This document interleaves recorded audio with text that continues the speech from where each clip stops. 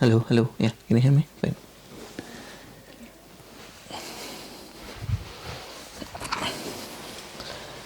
Hello, Inderjeet ji. So Hello. we'll have a take two of our interview. Mm-hmm. So let me briefly introduce myself. My name is Suchit. I'm a volunteer at Unity Radio. Mm-hmm. We are speaking to you as part of this journey initiative. Uh, where we are covering the journey of people, first generation people who moved from Indian subcontinent to UK, and we would like to know about your interesting journey. Mm-hmm. So, can you just briefly introduce about yourself, your name, when were you born, and where you were born? My name is it used to be Indrad Rishi, but now since I've been married, it's Inderjeet Kaur Tathgar, and I was born in New Delhi, 1951, and then moved to Birmingham in 1965. Okay. So you spent close to 15 years in India. 13 and a half 13 and a years. half years in India. 13 and a half years I spent in New Delhi, yeah. Okay. Do you remember your time in India? It was good life because my grandparent was there and my mom and my dad was there till I was 5 years old. Then he moved to Birmingham. And my uncle was there and my auntie, my nephews. So wherever my uncle went, so he used to take us with him. Okay. So we went to Mansouri and Dehradun somewhere and for a holiday. And it was a good life in India. So you lived with your uncle and aunt for a while in India when Yeah, your 5 years, yeah. dad moved to UK. That's right, yeah. Okay. So anything apart from anything else that you remember about your early life in India? Well, early life, I mean, when you are young, you want to play and all that with your cousins and friends and all that.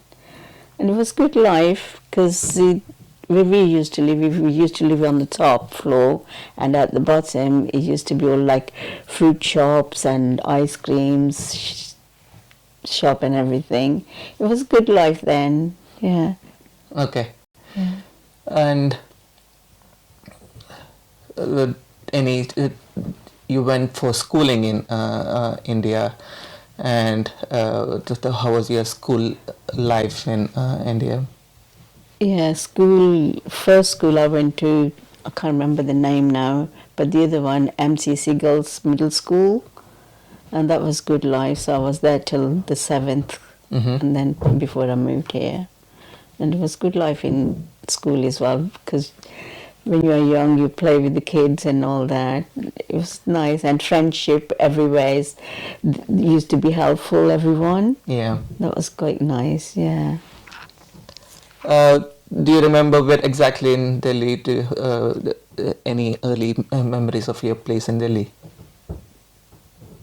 It was in Paharganj, Mm-hmm. Chuna Mandi Paharganj, I think that's the address. And I know there used to be cinema there and cinema on the other side as well. So we used to run around to see the film and everything. Okay. It was good life. So let's talk about your move to the UK. So what is the circumstances under which you had to move to UK? Well, because my dad was here, I didn't want to stay in New Delhi because he was here. So we moved to Birmingham to see my dad, to live with him. Could you say a little about your dad's work and?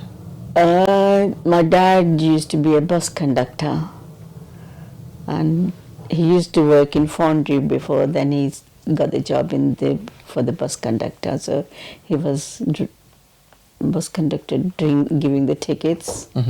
Yeah, because then they used to have a bigger machine there to give the tickets, but now it's all automatic. But then he used to be bus conductor. Now you don't have a bus conductor anymore. So can you say a little about how your parents moved to the UK? Under what circumstances, or why did they choose to leave India and come to UK? Well, because my dad's friend was here, so he just wanted to move. I mean, he didn't have to move because he had a good job in Delhi, but because his friend came here, then he thought, oh, my friend's there, so I want to go in with my friends. So they both was living in Birmingham, and then he stayed nearly 5 years before he moved to New Delhi. But then he couldn't stay longer. Then he came back again. Okay. Yeah. Otherwise, he was going to stay there. And he went by ship, so he took everything from here. So he decided to stay there, but he couldn't. So my dad came back again. So your dad went alone from India to UK Yeah. to Yeah. work with friends. Yeah. Okay, and then your family decided to join them. Yeah, my brother came first, and then me and my mom came. Yeah. Okay, so how many years was your dad alone in the UK? 5 years, nearly 5 years first, and then when he went to India, after 2 years he came back, and I think it was about 1.5 years he was here. Then when we moved, Okay. yeah. Okay, and let's move to your journey from India to UK. So, what was your memories of your early days in the Early UK? days, still the same. We had good neighborhood, and we used to go to school together. And then after 6 months, we moved to Nuneaton, because moving from one place to the other place, it takes time to get used to it.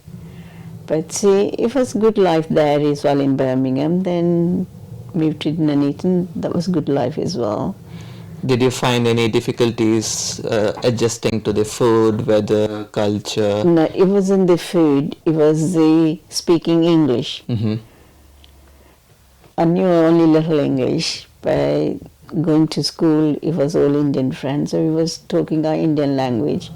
And then when I started work, it was all English people was there, so I learned more English there. Yeah. Any other challenges that you faced when you initially, as a kid, moved from India to UK and had to join new schools and colleges, make new friends here? How was the community like? Well, community in Midland, that was quite good. It was nice community. I did get, like me, I talk to anyone. So no matter if the other person want to talk or not, but I just get on with them and they get on with me. So it was okay. Yeah. So how come you moved from Birmingham to Nuneaton? Nuneaton, I don't know, I can't really remember because my dad wanted to move there. So we just moved with him to Nuneaton. Could you briefly describe your life in Nuneaton within your family and community? I really don't know what to say, because when you move from one place to the other, it takes time to get used to it. Mm-hmm. And that was good life there as well anyway, in Birmingham, and then had a good life in Nuneaton as well. Okay. Yeah. Any memories that you cherish about your Birmingham or Nuneaton, or any challenges that your parents faced with respect to settling up, settling life in the UK? Well, my dad was all right because he was here anyway, but my mom did find it difficult first because she couldn't speak English, and she didn't want to go out. She just wanted to stay in. And then those days, it was quite different than now, because we didn't have no central heating then, no bath in the house. We used to go for public bath once a week, and that bath was quite far away as well. It was difficult time, but it was good time as well. So, and like people, now we got all the shops here, but then we used to have less shops, and then people used to come door to door, sell things, and that was, I really did like that Yeah. that time. Yeah, it was quite good. Yeah, that's a good memory. I like that. So, anything that you'd like to say that uh, anything or anybody who helped you uh, in those early days? Well, those days people used to help each other, especially the neighbors as well. I mean, if you help somebody, they help you as well anyway. So that was a good memory. And yeah, that's it. Okay.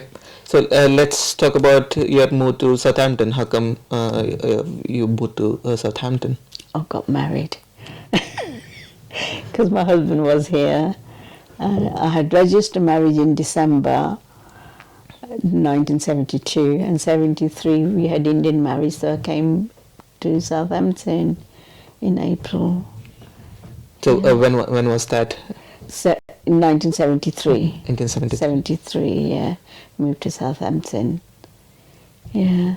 So how do you describe your early days in Southampton? Very bad.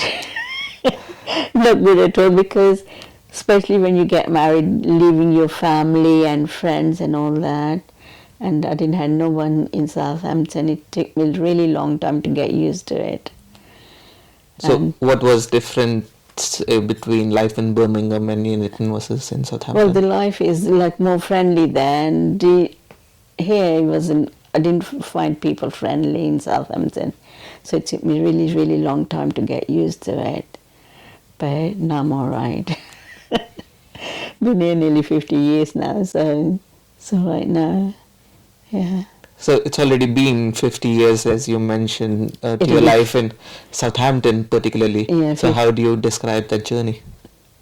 Well, my journey is always up and down anyway, but then I was working. I did my daughter after 1 year, and then I started to work in Manor Bakery in Eastleigh, part-time, because we didn't have no money then, so we had to buy a house and everything. So it was good. And then I didn't want to work in Manor Bakery, and because the work was so sticky and all that. And then it didn't work. When did I leave? 1986, when I had I was pregnant, and then I left work 86, and 87 I had my daughter. And I didn't work because I didn't want to work in Manor Bakery. And I waited till about 1 year and 4 months. Then I got a job in BAT, British American Tobacco. So I worked there 28 and a half years. Interesting. That was good. Good money and everything, yeah. So let's talk about your challenges with English language once you moved to the UK. How did you overcome that? Well, with English, Mm-hmm. well, first 2 years, I didn't speak any English at all. But then after that, I was fine, yeah. I mean, you can see now how's my English is now anyway. Yeah. So what helped you?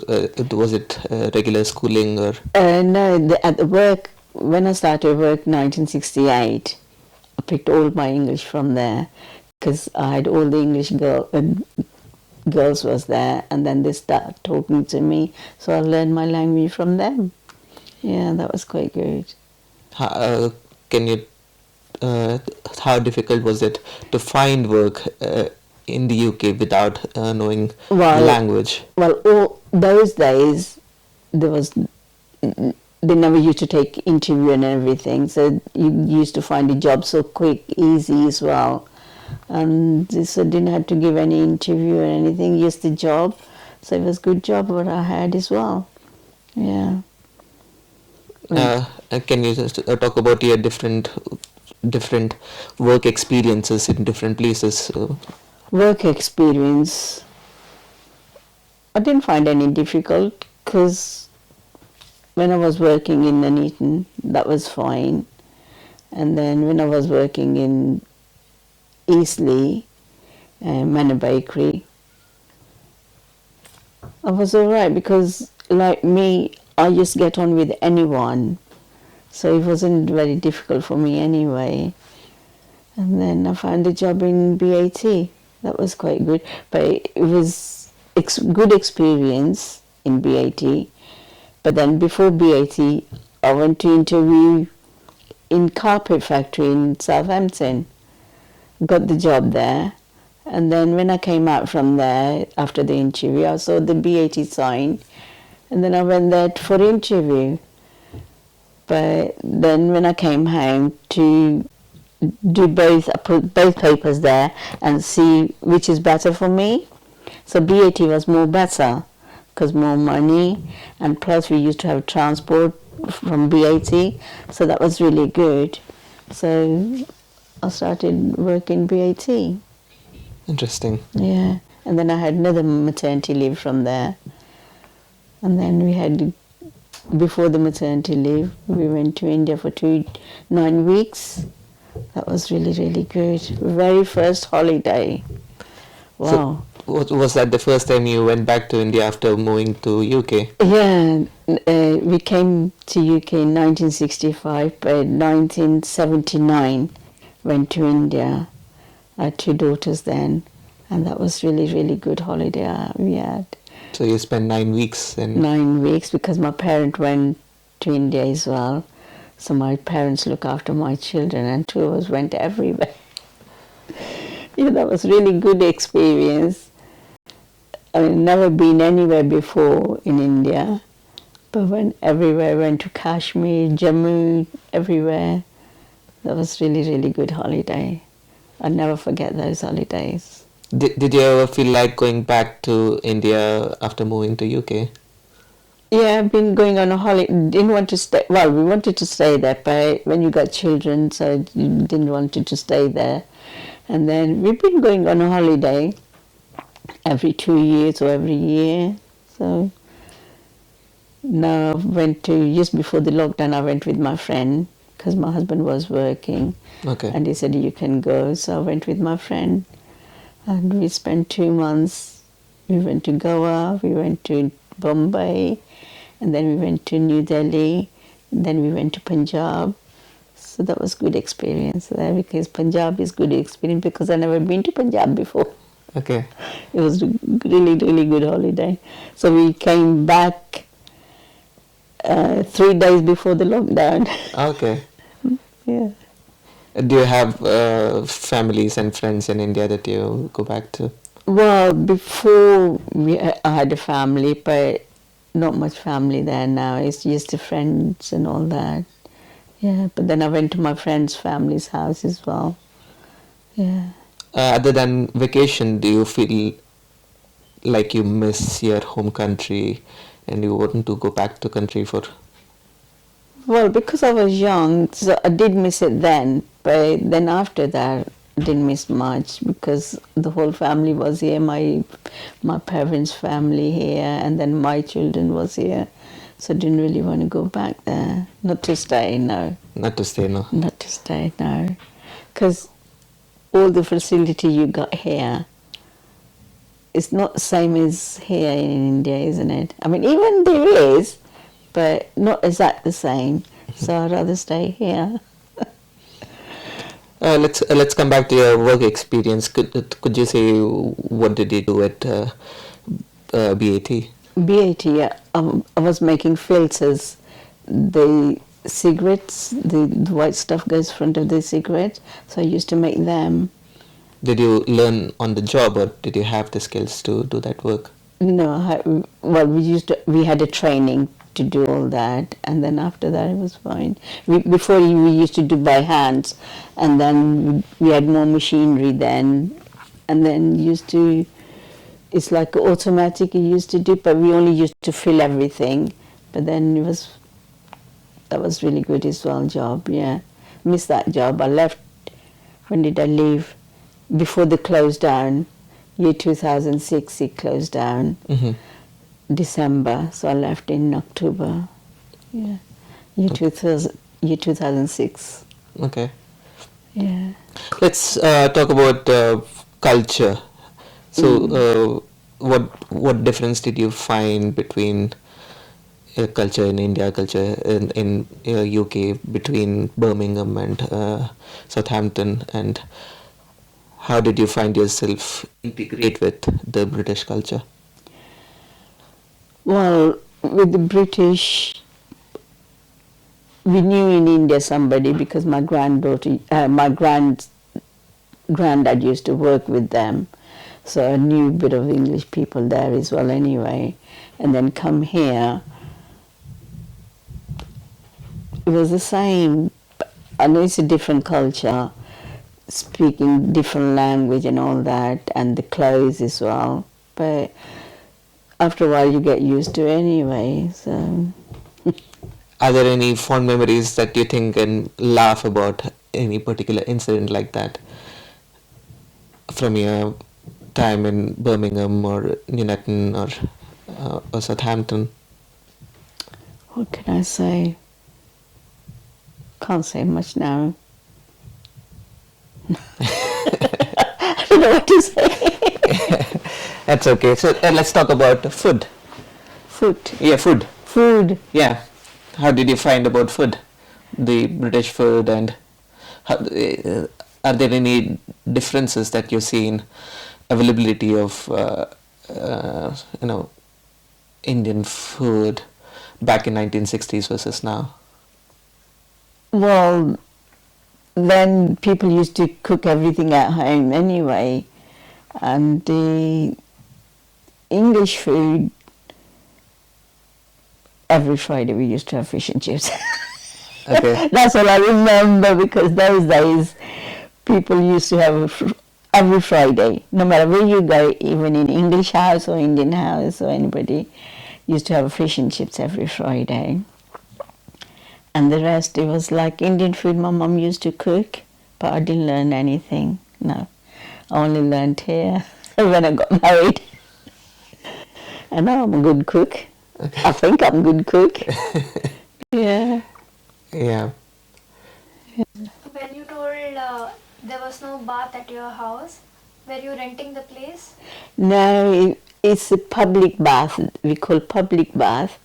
It was quite far away where we were, and every Friday we used to go there to have a bath, put a 1 shilling in, and have a good bath. And it was a public bath, so everybody goes there, and then they used to clean when one person have a bath, and after that they used to clean the bath. Then you have long queue on Fridays. And then on Wednesday we used to have a bath at home. It was like a metal bath. We used to put it by the fireplace, and then we used to have a bath in there. But then we had a shower when my brother got married, because my dad didn't want my sister-in-law go out, and he said it's not very nice if she go out. So then we had a shower there. Can't remember what year, 1970. 70, I think he got married. So 1970 we had a shower there in the house. And the toilet used to be outside as well. But now all the toilets inside. It used to be outside. No matter who you ask, they will tell you that the toilet used to be outside. Sometimes some of the houses, you see when you open the door, kitchen door, there's a toilet there. Some of them is like end of the garden. All the British houses. Everywhere. When did you think that changed? And do you remember anything related to that? Well, it changed. It depended the people, if they had the money and all that. And then we had, in 1971, we had a toilet inside. No, we still had a toilet outside, but we had a shower. But when I came to Southampton, then we had a toilet outside as well, but the bath was inside. We had a bath then. But then no central heating. It never used to be central heating then. And then we had a gas fire. But I had my central heating in 1986. Mm-hmm. No, 87. 87 we had central heating in our house in Southampton. uh, what's your recollection of the first house that you bought? Any? Why, in Southampton, Mm-hmm. the house belonged to, it was my husband's and his brother. Mm-hmm. But when I got married, they were living in somebody's house. They rented the place. But when we got married, he said he wanted to buy the house first. So both brothers bought the house in Derby Road. But I stayed there 2 years. Then I moved to Calvary Road in Southampton. That's just next to Derby Road. Nice. Yeah. So looking back at your 60-year journey, what do you think are your achievements here in the UK? Well, achievement is I had a good husband, Mm-hmm. good children's, and now I've got grandchildren's. So that's a good experience with the kids and all that. Yeah, it's a good life. When you were going to school, did you carry the food or food was provided at the school? We had the food there because, you could have a food at home, but then we had the food there, and then we used to have half a pint of milk in school, free. And one day it was milk, and then I think the other day it was like orange juice. That was all free then, but you can't get anything free now. No. What did you have for entertainment in back in those days? Well, in school, In general. entertainment. Well, we used to meet. Well, my parents used to meet each other, the other families, and we used to play together and everything. That was the entertainment then. Or go to cinema in Coventry because we didn't have a cinema in Nuneaton. Mm-hmm. So we used to go to Coventry, and we didn't have the Gurdwara in Nuneaton. We used to go to Coventry. How far was country from? Only about 15 to 20 minutes. Okay. Yeah, that's a drive. Okay. Well, now it's only about 10-minute drive anyway. Yeah. At school, did they provide English food or how was it? English food. Yeah, because you moved from India. Did you like the English food given at school? Well, it was they used to give like a vegetarian. If we asked vegetarian, they used to give us a vegetarian. So it was all right. Yeah. Something different. That's very interesting. And did cinemas or art and culture play an important part at that time? And how did you have any difficulty integrating your Indian culture with British culture? Well, I think wherever you go, you got to get used to it. It's up to you how you're going to get used to it or not anyway. So for me, it was fine. It didn't take me that long to get used to it. Because we had neighbours same age as me, so we used to go together everywhere. So it was quite good, yeah. How do you describe the community there? Was it more Asian community or was it mixed community? And Well, it was all Asian then, mm-hmm. and now it's all mixed. But everybody go together now here. But then those days it was, some people didn't speak English, so they rather stayed in their own community. Yeah. You told us that you had Indian friends at school. How many British kids were there at school? How was your conversation with them? Well, when you have your own community, so you just speak your own language, because especially when you're not speaking any English at all. So, and then in English, they wanted to talk, but then if you don't know how to speak, then it was so different. It was different time, difficult as well. Yeah. so, any experiences of controversial things related to race in your life during this time? I don't think so. Any difficult anyway? No. You didn't find any discrimination based. Yeah. No, Okay, that's good. no. Yeah, Yeah. good. Okay. Do you have any message for younger generation who are now moving to UK, or people from Indian origin, or non-native British people who are making their life in the UK? Making the life in UK, I really don't know. It depends to individual people anyway, how they get on or how they don't. And but for me, because living here so long, and I go for walk, go to AWCA centre, and once a week I go and play curling. So spend my time like that anyway. So So, can you describe your life now a little more in detail? well, my life is always busy anyway. Go to Gurdwara every other week, I think, or sometimes. It depends. And go to my friends. Don't really have much time anyway to do anything. Can you tell us about your husband, where he was born?